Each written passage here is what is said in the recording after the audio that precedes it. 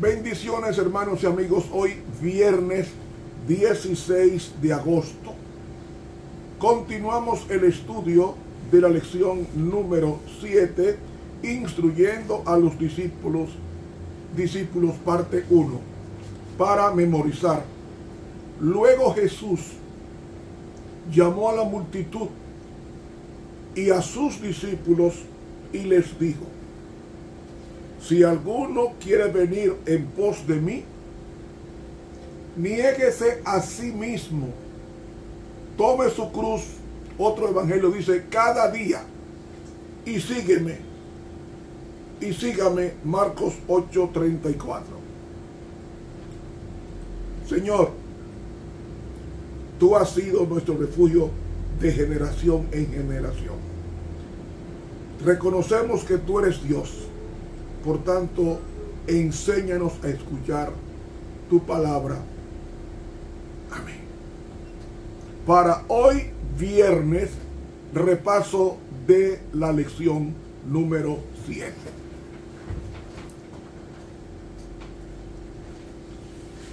Continuando la reflexión de ayer, comenzamos diciendo cómo una persona dentro de la iglesia, con cargos de iglesia, puede estar en el infierno. Hermanos, solamente hubo 2 miembros de la junta de iglesia llamada Sanedrín. Solamente 2 de los 71 componentes, que eran doctores en teología, eran eficientes pastores. Solamente 2 aceptaron a Jesús. Los 69 restantes, como Anás, como Caifás, y una retahíla de ancianos, de escribas y fariseos y saduceos, estaban perdidos. Estaban en el infierno. ¿Por qué? Porque la luz vino al mundo y los hombres amaron más las tinieblas que la luz, porque sus obras eran malas, dice Juan capítulo 3. Jesús hizo multiplicidad de señales, tantos milagros, que no había en la mente inquisidora un lugar para dudar de la divinidad de Jesús. Podemos estar en la iglesia verdadera, podemos guardar el sábado, podemos devolver el diezmo y perdernos, porque todo eso lo hacían los que estaban en la gehenna, los que estaban en el infierno, los escribas y fariseos hipócritas. Por eso, la persona sana en el infierno fue el estudio de ayer. ¿Sana en qué sentido? Una persona sana en el ejercicio de su profesión de fe. Pero de nada nos vale hablar griego bíblico, hebreo bíblico, arameo bíblico. De nada nos vale estudiar teología sistemática, y no estoy menospreciando esos estudios o esas disciplinas escolásticas, pero de nada nos vale toda esa erudición si al final nuestras almas se van a perder, o están perdidas, mejor dicho. Hay que tener cuidado, porque somos espectáculos al mundo, a los ángeles y a los hombres. Somos el teatro. La palabra que usé de espectáculo es la palabra teatro. El universo nos observa, pero porque para emitir un juicio contra una persona se necesitan las evidencias. Entonces, los eruditos fariseos eran personas que habían estudiado en la mejor universidad, pero la mayoría de ellos se perdieron. ¿Por qué? Porque rechazaron la luz. Rechazaron a la luz personificada llamada Jesucristo, que dijo: yo soy la luz del mundo. En Juan, el que me sigue no andará en tinieblas, tendrá la lumbre de la vida. Ese mismo Jesús se fraguó una sarta de mentiras y de calumnias perversas contra él para minimizar su trabajo y llevarlo a la hora del suplicio, como realmente pasó. Como realmente pasó.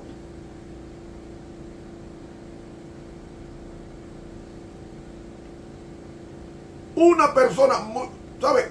La sierva de Dios en el libro El Camino a Cristo dice que muchos se perderán deseando y esperando ser cristianos, pero nunca se decidieron por la verdad. Nunca decidieron ser cristianos. Por eso, la mayoría de los que se van a perder están en nuestra iglesia.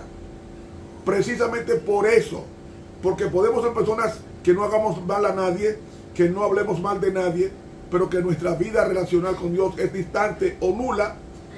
Pregunte cuántos cristianos se pasan 15 minutos diarios leyendo la Biblia. ¿No lo hay? Excepto unos cuantos en comparación. Somos más de 1.000 millones de cristianos en el mundo entero. Y la mayoría de los cristianos no pasan tiempo hablando con Dios, confesándole y diciéndole sus problemas. No. Yo gano dinero y soy suficiente con el dinero que gano. Y el que gana dinero no necesita a Dios, porque dice, mi dinero es mi Dios. Así de sencillo. En los países industrializados, la gente no tiene tiempo ni para orar, porque tiene que levantarse de madrugada para que no le coja la hora, porque le puede perder el trabajo. Y se levanta temprano y coge hasta vehículos de 2 horas. Se desplaza para llegar a tiempo a su trabajo. Pero búsquelo un sábado.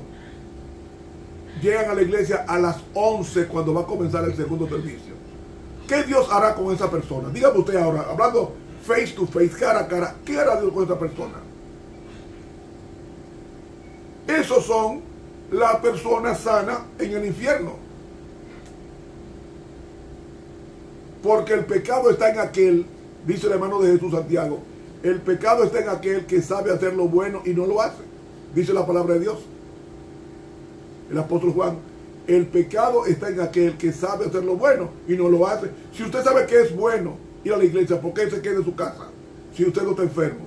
Si usted sabe que devolver el diezmo es lo correcto, ¿por qué se queda con él y lo usa para los pobres cuando el diezmo nunca Dios lo dio para el pobre? Había un triple diezmo en el Antiguo Testamento. Un diezmo para el pobre, un diezmo para el templo y un diezmo para otras actividades. Había un triple diezmo en el Antiguo Testamento, pero uno de los 3 correspondía totalmente al templo, a Dios. Pero ¿sabes qué hacemos nosotros? Corregimos a Dios y dice, bueno, este dinero que yo tengo, este diezmo que yo tengo, no lo voy a dar a los pastores porque ellos viven muy bien, lo voy a dar a los pobres. Mentira del diablo. No lo hagas. Que la Biblia dice, a los pobres siempre lo tendréis, pero a mí no. Siempre habrá pobre en la iglesia, siempre. Siempre.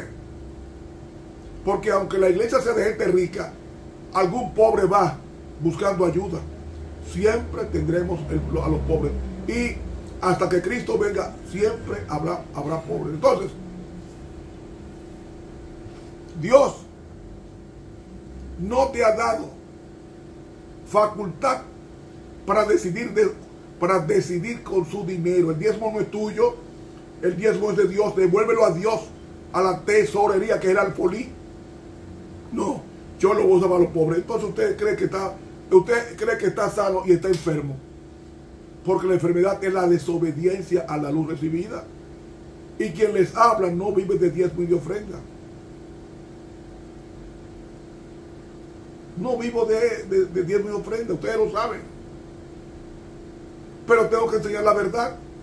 Entonces, Dios considera a un hermanito pequeño como el más rico de la iglesia al mismo nivel. Por eso, Jesús dijo, si para salvar, dice la pluma inspirada, si para salvar el cuerpo de la muerte debería cortarse el pie o la mano y hasta sacarse el ojo, cuanto más fervientemente debiera el cristiano quitar el pecado que produce muerte al alma. He leído del libro Hechos de los Apóstoles, páginas 251 y 252. Cristo dijo, si tu mano te escandalizare, córtala, es decir, déjala de usar para el mal. Trata que tus ojos y tus manos y tus pies sean usados para el Señor.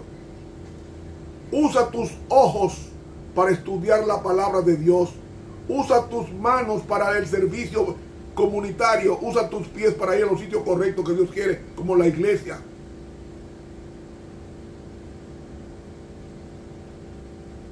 La envidia, la malicia, los malos pensamientos, las malas palabras, la codicia. Estos son pesos que el cristiano debe poner a un lado para correr con éxito la carrera de la inmortalidad. Todo hábito o práctica que conduce al pecado o deshonra a Cristo debe ser abandonarse, cualquiera que sea el sacrificio. Toda práctica que ofenda a Dios, abandona, no importa el sacrificio que tenga que hacer.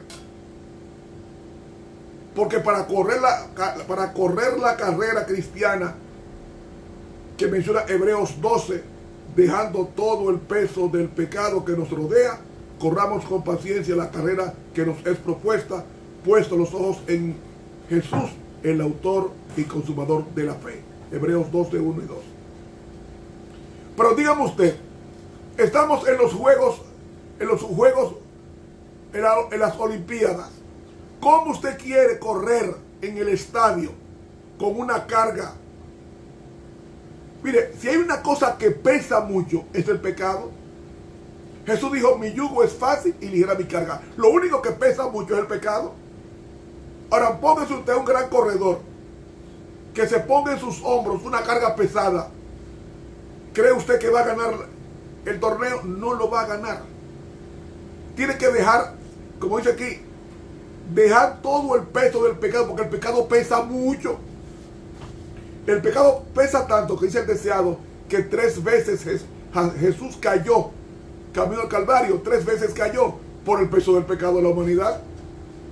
Es decir, si hay una cosa que pesa mucho, es el pecado. ¿Qué es el pecado? Hacer lo malo, lo prohibido por Dios. Entonces, dejando todo el peso del pecado que nos rodea, corramos con paciencia. La palabra paciencia que aparece ahí es hipomoné, que significa perseverancia, constancia. Es decir, correr con perseverancia, con constancia, con firmeza la carrera que nos es propuesta. ¿Cómo podemos correr con éxito? Poniendo los ojos, no en el pastor, no en Ramón Romero, no en el anciano, poniendo los ojos en Jesús, que mirándole a Él vas a ser tú y seré yo transformado de gloria en gloria, como dice 1 Juan 3:18. Mis hermanos, termino con esta cita.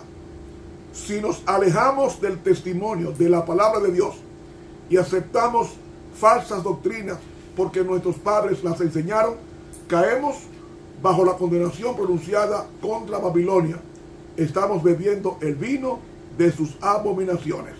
El conflicto de los siglos, página 526 de la Pluma Inspirada. Mis hermanos, que Dios nos ayude a poner la vista en Jesús, porque una persona sana, una persona religiosa, puede estar en el infierno. ¿Qué es el infierno? Lejos de Dios, sin tomar en cuenta su palabra y el ejercicio de ella.